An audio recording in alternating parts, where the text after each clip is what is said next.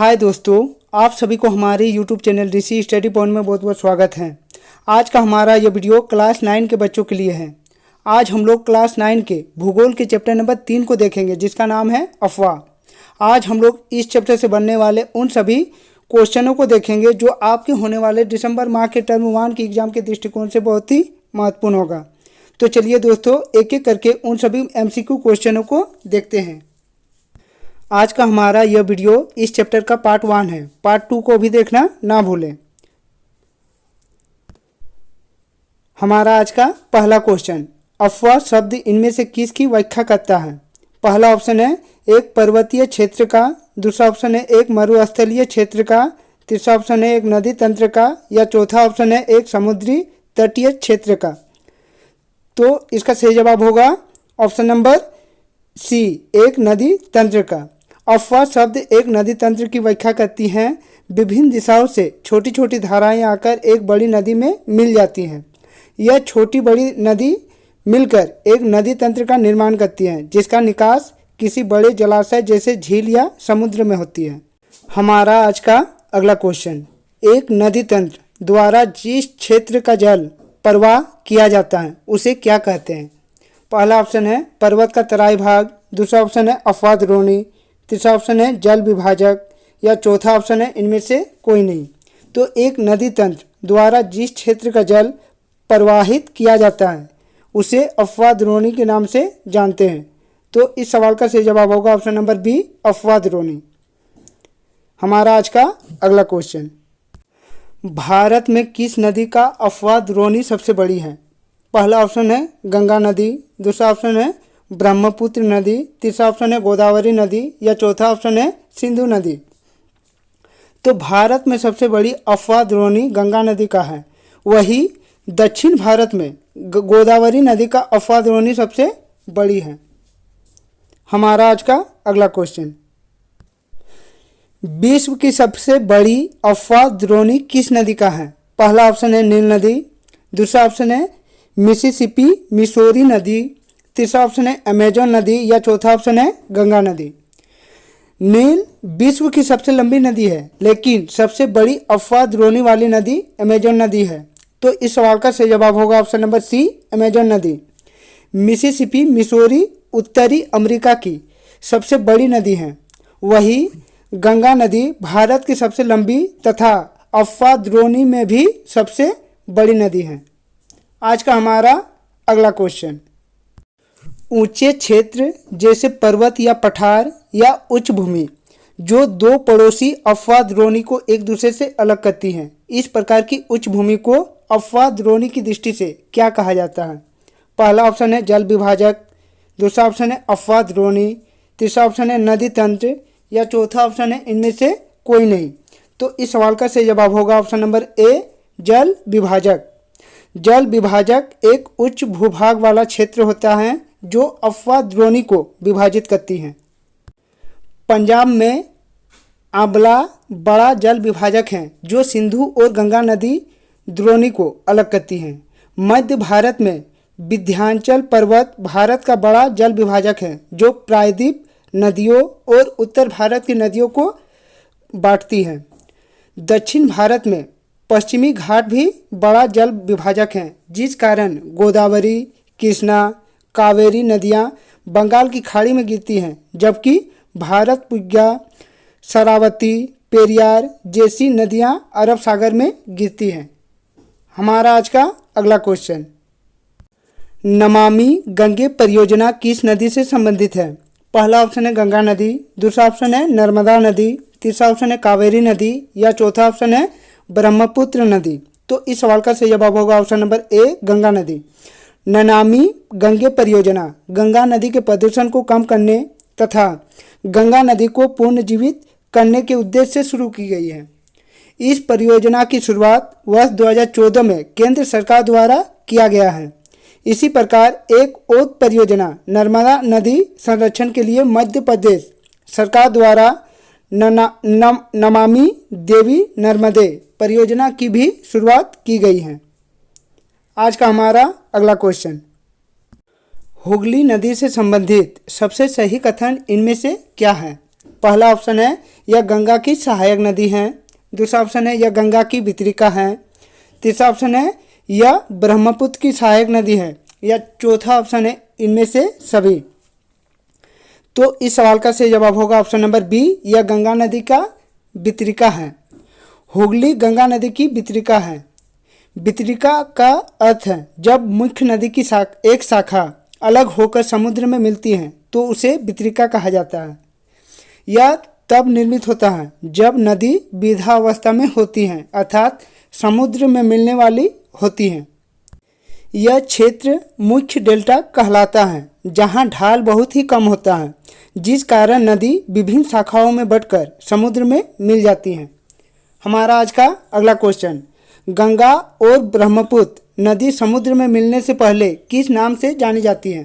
पहला ऑप्शन है पद्मा, दूसरा ऑप्शन है मेघना, तीसरा ऑप्शन है गंगोत्री या चौथा ऑप्शन है इनमें से कोई नहीं।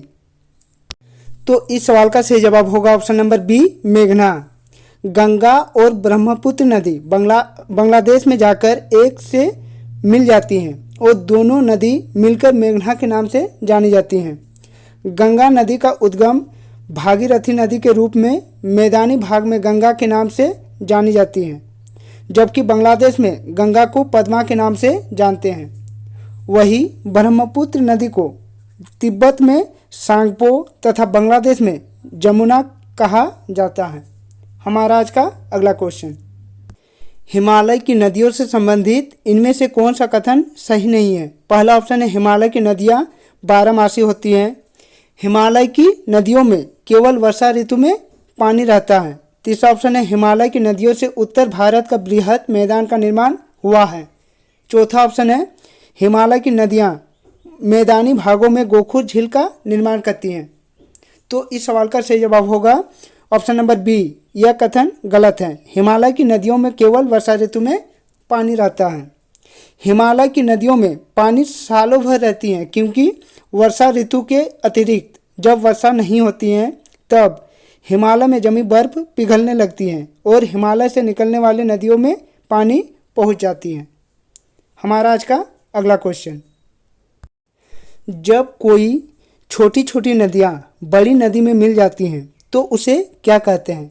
पहला ऑप्शन है नदी तंत्र, दूसरा ऑप्शन है अफवाह द्रोणी, तीसरा ऑप्शन है डेल्टा या चौथा ऑप्शन है गोखुर झील। तो इस सवाल का सही जवाब होगा ऑप्शन नंबर बी, अफवाह द्रोणी। छोटी छोटी नदियाँ बड़ी नदी से मिलकर नदी तंत्र का निर्माण करती हैं और एक नदी तंत्र में जो जल प्रवाहित होता है उसे अफवाह द्रोणी कहते हैं। नदियाँ समुद्र में मिलने से पहले अपने साथ लाई गई अवसाद को जमा कर देती हैं और इस प्रकार नदियाँ डेल्टा का निर्माण करती हैं, जो अमूमन त्रिभुजाकार होता है। हमारा आज का अगला क्वेश्चन, प्रायद्वीप नदियों के संबंध में इनमें से कौन सा कथन सही है? पहला ऑप्शन है प्रायद्वीप नदियाँ हिमालय की नदियों की तुलना में लंबी होती हैं। दूसरा ऑप्शन है प्रायद्वीप नदियाँ गहरे गाज का निर्माण करती हैं। तीसरा ऑप्शन है प्रायद्वीप नदियाँ प्रायः विसर्प और गोखुर झील का निर्माण करती हैं। या चौथा ऑप्शन है प्रायद्वीप नदियाँ मौसमी होती हैं, क्योंकि शुष्क मौसम में इसका प्रवाह वर्षा पर निर्भर करती हैं। तो इस सवाल का सही जवाब होगा ऑप्शन नंबर डी, प्रायद्वीप नदियाँ मौसमी होती हैं क्योंकि शुष्क मौसम में इसका प्रवाह वर्षा पर निर्भर करती है। हमारा आज का अगला क्वेश्चन, गंगा नदी का उद्गम स्थल कहाँ है? पहला ऑप्शन है गंगोत्री, तीसरा ऑप्शन है यमुनोत्री, तीसरा ऑप्शन है मानसरोवर झील या चौथा ऑप्शन है माउंट एवरेस्ट। तो इस सवाल का सही जवाब होगा option number A, Gangotri. Ganga नदी का उद्गम गंगोत्री से होती है। उद्गम का अर्थ है निकलना या जन्म लेना। गंगा गंगोत्री से निकलते समय इसे भागीरथी के नाम से जाना जाता है, जबकि यमुनोत्री से जमुना नदी निकलती है। वही मानसरोवर झील से सिंधु तथा ब्रह्मपुत्र नदी का उद्गम स्थल है। हमारा आज का अगला क्वेश्चन, भागीरथी नदी और अलकनंदा नदी कहाँ मिलती हैं? पहला ऑप्शन है कर्णप्रयाग में, दूसरा ऑप्शन है हरिद्वार में, तीसरा ऑप्शन है देवप्रयाग में या चौथा ऑप्शन है वाराणसी में। तो इस सवाल का सही जवाब होगा ऑप्शन नंबर सी, देवप्रयाग में। भागीरथी और अलकनंदा नदी देवप्रयाग में आपस में मिलती हैं। इसके बाद इसे गंगा के नाम से जाना जाता है।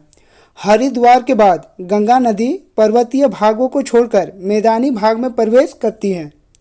हमारा आज का अगला क्वेश्चन, इनमें से गंगा की सबसे बड़ी सहायक नदी कौन सी है? पहला ऑप्शन है घाघरा नदी, दूसरा ऑप्शन है गंडक नदी, तीसरा ऑप्शन है कोसी नदी या चौथा ऑप्शन है यमुना नदी। तो उपरोक्त सभी नदियाँ गंगा में जाकर मिलती हैं। इन्हें गंगा की सहायक नदी कहते हैं, परंतु यमुना गंगा की सबसे बड़ी सहायक नदी है। यमुना नदी गंगोत्री हिमानी से निकलती है। तो इस सवाल का सही जवाब होगा ऑप्शन नंबर डी, यमुना नदी। हमारा आज का अगला क्वेश्चन, गंगा और जमुना का संगम कहाँ पर होता है? पहला ऑप्शन है हरिद्वार, दूसरा ऑप्शन है इलाहाबाद, तीसरा ऑप्शन है वाराणसी या चौथा ऑप्शन है देवप्रयाग। तो इस सवाल का सही जवाब होगा option number B, Allahabad. Allahabad में गंगा नदी और यमुना नदी मिल जाती हैं। गंगा और यमुना के मिलन स्थल को संगम के नाम से भी जाना जाता है। यहाँ 6 वर्षों पर कुंभ और 12 वर्षों पर महाकुंभ मेला का आयोजन होता है।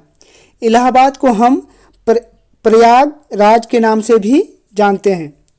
हमारा आज का अगला क्वेश्चन, उत्तर भारत के मैदान का निर्माण किस नदी तंत्र से हुआ है?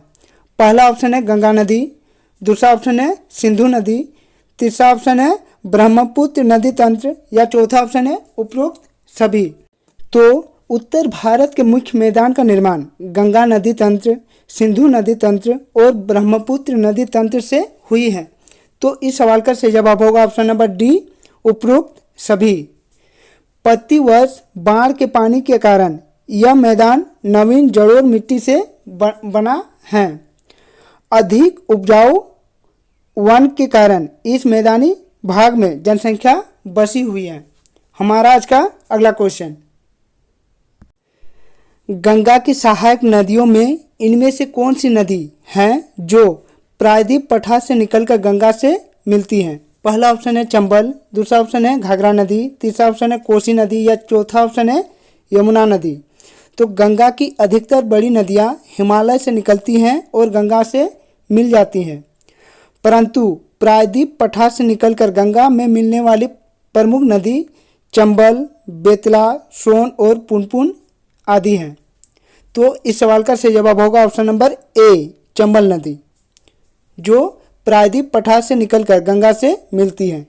हमारा आज का अगला क्वेश्चन, भारत की सबसे लंबी नदी इनमें से कौन सी है? पहला ऑप्शन है सिंधु नदी, दूसरा ऑप्शन है ब्रह्मपुत्र नदी, तीसरा ऑप्शन है गंगा नदी या चौथा ऑप्शन है गोदावरी नदी। तो इस सवाल का सही जवाब होगा ऑप्शन नंबर सी, गंगा नदी। गंगा नदी भारत की सबसे लंबी नदी है। इसकी लंबाई 2500 किलोमीटर से अधिक है। ब्रह्मपुत्र नदी की लंबाई 2900 किलोमीटर है, लेकिन भारत में वह मात्र 885 किलोमीटर ही बहती है। सिंधु नदी की भी कुल लंबाई 2900 किलोमीटर है, लेकिन यह नदी भारत में मात्र 709 किलोमीटर ही बहती है। वही गोदावरी नदी की कुल लंबाई 1500 किलोमीटर है।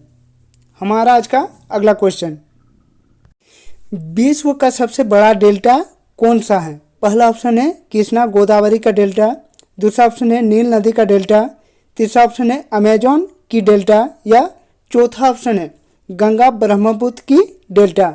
तो इस सवाल का सही जवाब होगा option number D, Ganga Brahmaputra की डेल्टा। गंगा और ब्रह्मपुत्र नदियां से बना डेल्टा विश्व का सबसे बड़ा डेल्टा है। इसे सुंदरबन डेल्टा के नाम से भी जाना जाता है। सुंदरबन डेल्टा का नाम वहाँ पाया जाने वाला सुंदर पादप से लिया गया है। यहाँ रॉयल बंगाल टाइगर भी पाया जाता है। यह बाघ की खूबसूरत प्रजाति है। इसे भारत में राष्ट्रीय पशु का दर्जा प्राप्त है। हमारा आज का अगला क्वेश्चन, कोसी नदी के द्वारा बिहार में भारी तबाही मचाई जाती है।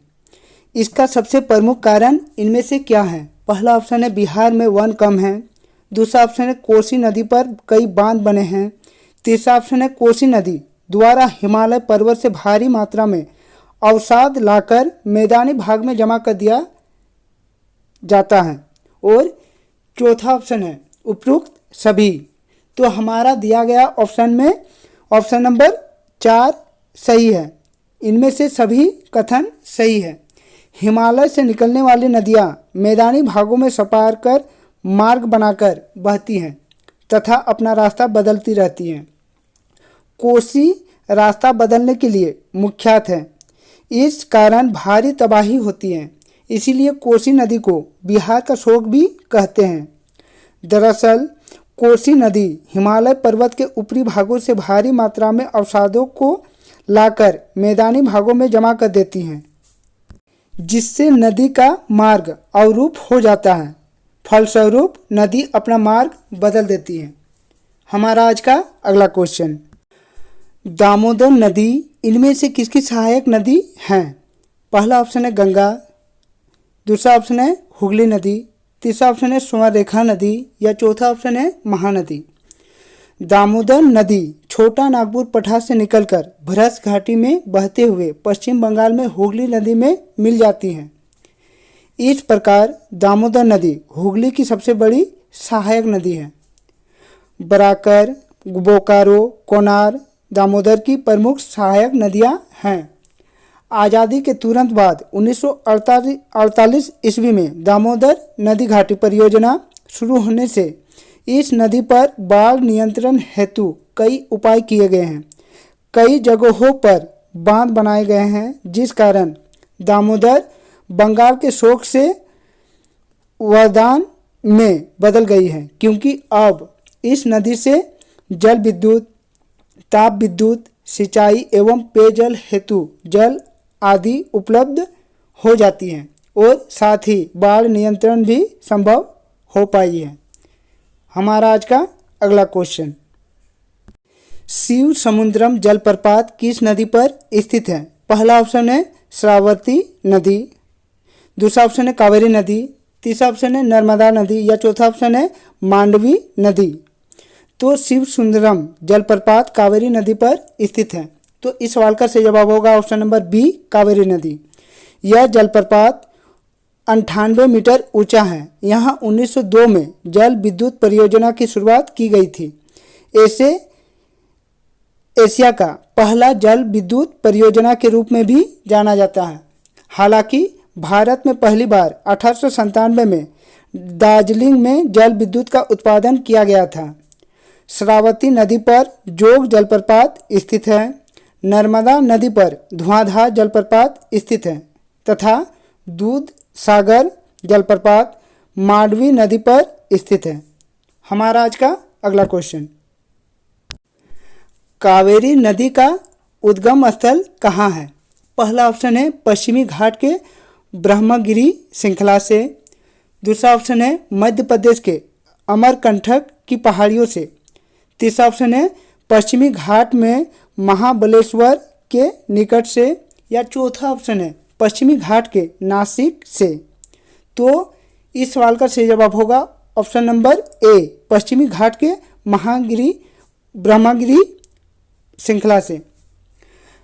कावेरी नदी पश्चिमी घाट के ब्रह्मगिरी श्रृंखला से निकलती हैं तथा तमिलनाडु में कुंडलूर के दक्षिण में बंगाल की खाड़ी में मिल जाती हैं।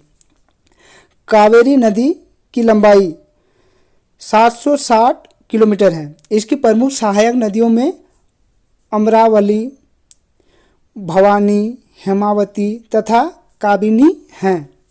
भारत का दूसरा सबसे बड़ा जलप्रपात शिव सुंदरम कावेरी नदी पर ही स्थित है। हमारा आज का अगला क्वेश्चन, भारत का सबसे बड़ा जलप्रपात कौन सा है? पहला ऑप्शन है जोग जलप्रपात, दूसरा ऑप्शन है शिव सुंदरम जलप्रपात, तीसरा ऑप्शन है धुआंधार जलप्रपात या चौथा ऑप्शन है हुंड्रू जलप्रपात। तो इस सवाल का सही जवाब होगा ऑप्शन नंबर ए जोग जलप्रपात। भारत का सबसे बड़ा जलप्रपात जोग जलप्रपात है। इसे महात्मा गांधी जलप्रपात के नाम से भी जाना जाता है। यह जलप्रपात शरावती नदी पर स्थित है। हमारा आज का अगला क्वेश्चन, नदियों का आर्थिक महत्व क्या है? पहला ऑप्शन है जल विद्युत का उत्पादन, दूसरा ऑप्शन है सिंचाई हेतु जल, तीसरा ऑप्शन है मत्स्य पालन से लाभ, चौथा ऑप्शन है उपरोक्त सभी। तो इस सवाल का सही जवाब होगा ऑप्शन नंबर डी, उपरोक्त सभी। नदियों का बहुत ही अधिक आर्थिक महत्व है। नदियाँ सिंचाई के लिए जल, जल विद्युत उत्पादन के लिए जल, मत्स्य पालन के लिए नौवहन आदि रूपों में लाभ होती हैं। आज का हमारा यह वीडियो अफवाह चैप्टर का पार्ट 1 था। दोस्तों हमारा पार्ट 2 को भी देखना ना भूलें। तो दोस्तों ऐसा ही अच्छे वीडियो प्राप्त करना चाहते हैं तो हमारे इस चैनल को सब्सक्राइब कर ले और बेल आइकन को दबा ले, ताकि हमारे इस चैनल में जब भी कोई नया वीडियो अपलोड हो नोटिफिकेशन सबसे पहले आप तक पहुंचे। तो चलिए दोस्तों और एक नई वीडियो के साथ फिर मिलते हैं, तब तक के लिए बाय।